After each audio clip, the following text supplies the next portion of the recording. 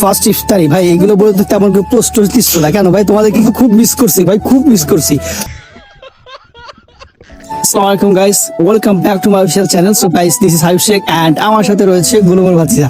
So guys, প্রথম রোজা থাকার পর তোমাদের কেমন কি অনুভূতি, তোমাদের অনুভূতিগুলো, ফিলিংস গুলো আমার কমেন্ট বক্সে জানাও।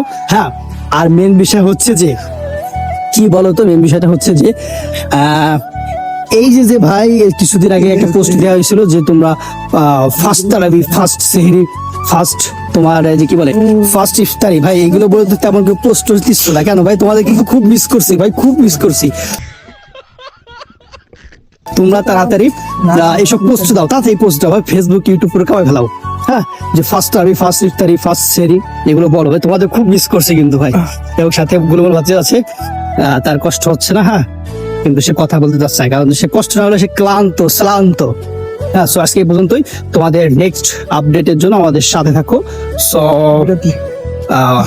Guys, good bye.